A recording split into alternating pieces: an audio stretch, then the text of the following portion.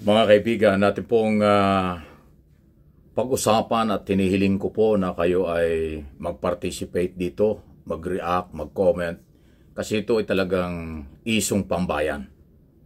Ang akin pong tinutukoy itong sabihin nating sagutan o question and answer between Senador Bato de la Rosa at Police General, Regional Director ng Region 11, Davao Region, Nicolas Torre III. Ito po ay nangyari sa public hearing na ginawa ni Senador Bato at ni Robin Padilla, Senador Bongo, doon sa loob ng Kingdom of Jesus Christ sa Davao. Habang merong police operation at ipinapatupad ang court order warrant of arrest. Ito, pagtyagaan po ninyo, medyo mahaba-haba. Salamat sa mga kasamahan ko sa media na nandun sa public hearing na yan, lalo na ang News 5, isa ho sa mga lehitimong organization or media organization na naghahatid ho talaga ng mga balita. Kasi kakaiba po ito. Ibang klase ho itong nangyaring ito at sa ligutang ito, kayo na rin ang makapagsasabi kung ano ang inyong tingin at masasabi dito kay Senador Bato de la Rosa at maging kay General Torre. At mamaya, pagkatapos na i-play na ito, magbibigay po ako ng analysis, opinion, interpretation sa nangyaring ito. Pakinggan po natin itong nangyaring ito. The PNP. Ano ba talaga? Are you willing to sacrifice the future of the children ng mga estudyante? Hindi sila makapag-aral dahil sa continued presence niyo dyan sa area? Sir, we are not preventing them. Ha? We are not preventing them to continue with their Yeah, daily you're not activities, preventing them, but kung ako ang estudyante, hindi ako mapasok dyan na ganyan kadaming pulis. Hindi ako papasok dyan. Ako teacher, hindi ako komportable na kaklase dyan kung ganyan kadaming pulis sa loob. I think more than me, sir, there's one person that we can ask to end all of this, sir. And I think we know who he is. Because Kaya nga, your quest for the arrest of Pastor Kibuloy would mean sacrificing everything. Yung mga bata na nag-aaral, yung mga tao na nakatira dyan, ganun ba? So you will continue to stay.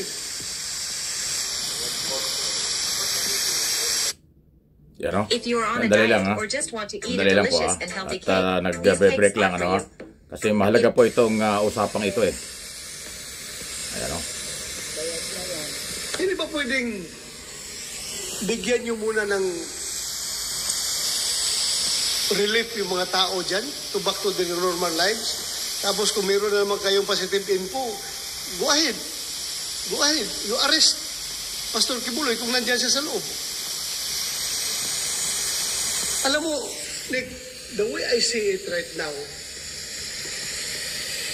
however you defend your position, you are at the losing end. Wow. Nakikita ko.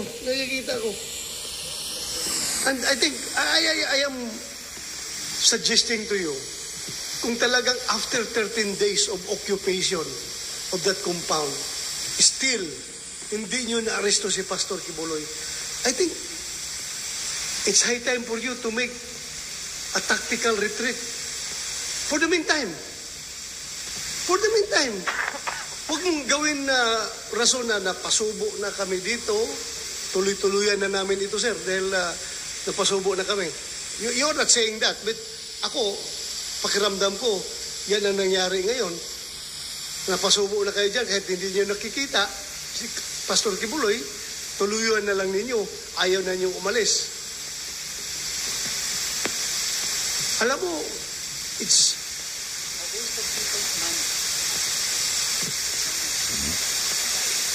kung babalik sa normal yung buhay ng mga taga QJC, pag umalis kayo dyan, pati yung mga pulis natin, babalik rin sa normal yung buhay nila. And we are not preventing you from striking back. Kung meron kayong mabigat na informasyon na nandyan talaga si Pastor, pasukin nyo, arestuhin nyo. Pero continuously staying there is detrimental to both of the parties. QJC at saka kayo, police. Detrimental to both sides yan. Kaya I am appealing to you in the name of humanity. Please be human enough to consider all these things. Please be human enough. I cannot give you a direct order, although gustong-gusto ko talaga sabihan kayo na umalis na kayo dyan, but I cannot give you a direct order, otherwise it will be a legislative overreach. I am not part of your chain of command. Hindi ko kayo pwedeng orderan dyan. Correct. But as part of our oversight function over you, we have all the reason in this world to give you our advice, our recommendation, how to do things properly in the name of humanity.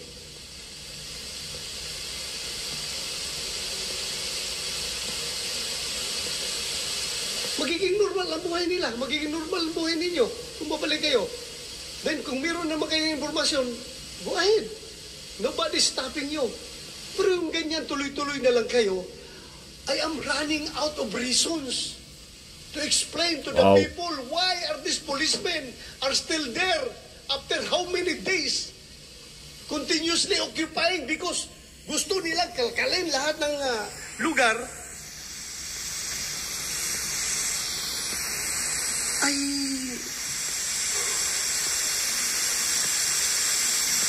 hindi ko in-invalidate yung mga rason ninyo na meron kayo nakikita, meron kayo informasyon. Okay, that's part of your job. Pero sa ngayon naman siguro, you cannot justify your existence there inside the compound for how many days na. I know you're pressured by your commanders to arrest Pastor Kibuloy. They will not give you 3,000 people from other police regional offices.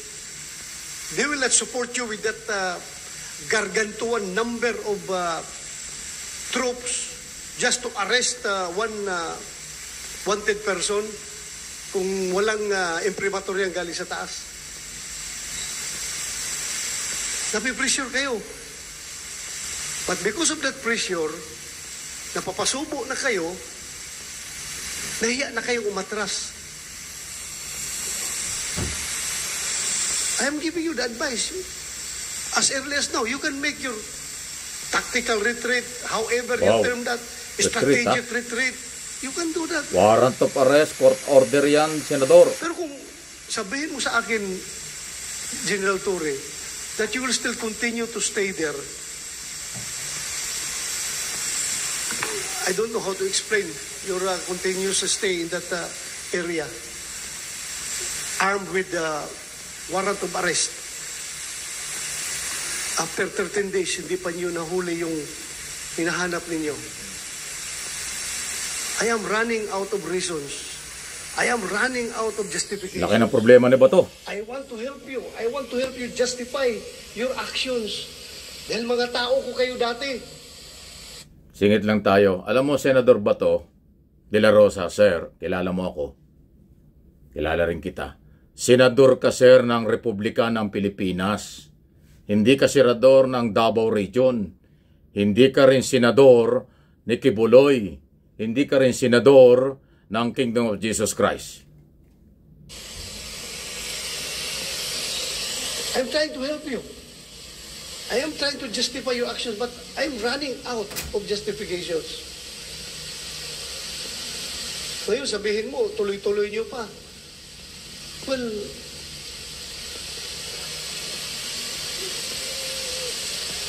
I don't know how to deal with this situation. Kung nakikinig sana si President Bongbong Marcos. Wow, dinamay pa ang Presidente. I am appealing to you, Mr. President. Oh, yan, oh. Please, listen to these people. Mr. President, Sana ibalik mo ang buhay nito mga tao na ito to normal. Not only to the KOJC members, but also to you policemen. Galing pa ito sa ibang region na ilang araw na dito. Walang matinong higaan, walang matinong kain, walang matinong tulog, walang matinong Trabaho ng pulis yan. ligo. Alam ng pulis ang trabaho Mr. nila, President, Senador. please act on this. Huwag ninyo isara yung utak ninyo para Wow. lang si Pastor Kibuloy. You are willing to Pati ang Pangulo, sacrifice sinabihang everything. saradong utak. Sarado, naku, matindi ha. That's only an appeal. I hope. Sabay ganun ha, You are apil lang listening. daw. Pero yung mukha niya, galit eh. So again, I'm throwing back to you the question. Ayan, sasagutin na po si do you Diana intend to Torres. stay there? Sir, same with the commitment earlier. Ayan na. Nanindigan na. We won't stop until we arrest Apollo Kibuloy, sir. We believe he is in KOJC compound and we look for him. If only the KOJC members will cooperate with us, leave us alone what we are doing, we're not hurting them. We're not hurting them. They are the ones impeding us. We want to go into a building, why impede us? Stay away. It's not you that we're targeting. We are looking for Apollo Kibuloy, Crescente Canada, Ingrid Canada, Sylvia Simanes, and Roy. What's the first name? Roy. Jacqueline Roy. Those are the people that we're interested in. We're not interested in Dr. Badoy. We're not interested in Marlon Acobo. We're not interested in Banat Manatbay. We're not interested in anybody except Pati yung leader ng tagapagtanggol na vlogger na damay. freely in these areas. They say that these are sacred grounds. We see that anyway, sir, this is really of no point of debating, considering that the court order still subsists, and it will be a great dereliction of our duty if we will stop and we will not comply with the court order. We have positive information that Mr. Kibuloy is in the compound, and you have seen the challenges that we faced in the past 13 days. And of course, I would like also to pasensya na po kayo dahil kung isa lang talaga, there's only one person who can end this all. The Son of God. Claiming to be the Son of God. Yan. Kasi nga naman, ang Son of God, nakilala ko, na nabasa ko sa libro, nagpapako sa krus para sa kanyang mananampalataya. Sana naman, itong Son of God, sa ngayong ito, kantik na kadyals, hindi niya kailangan magpapako sa Ayan na, krus. sumingit na naman si a son of God. Senador. I am also a son of God. Yes. Everyone here is a son of God. A daughter of God. You did not emphasize that. Everyone is. Lahat tayo dito, anak ng Panginoon. Sir. And also, sir, may I take this chance? Okay. Maybe Ayan, the KOJC has the impression that I take tumulong joy pa pala sa and pride General, in doing this. Nag-donate pa. Pride maybe because I'm doing my job, but I don't take any joy in this. My children are harassed by KOJC. They know my house. They've been delivering Ayan o. vegan chicharon in my house in Marikina during the time that the SMNI franchise was revoked, and the reporters were turned to sellers and fundraisers O, yan na o.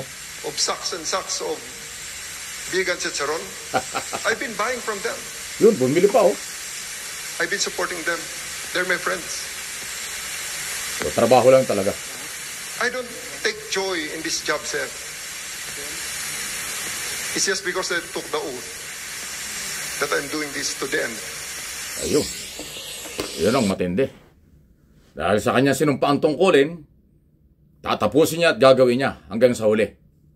Yan ang matapang, magiting. Yan ang sundalo, yan ang pulis ng bayan. Kaya ako nasabing gano'n kasi ang galing po, no? Si Senador De La Rosa, retired PNP Director General. 4-star general yan. Si General Torre ay 1-star general. Pero kanyang pinaninindigan kung ano ang kanyang trabaho, responsibilidad na naaayon sa batas. Court order. Ayan. Okay? Ano inyong masasabi dyan? Pati si Pangulong Marcos ay dinamay na ni Senador De La Rosa. Galit pa yung kanyang panawagan. Dito raw sa ganito. Wala akong kinalaman ng Pangulo dito. Ang court order ay galing sa judicial body. Mayroong 3 branches of government.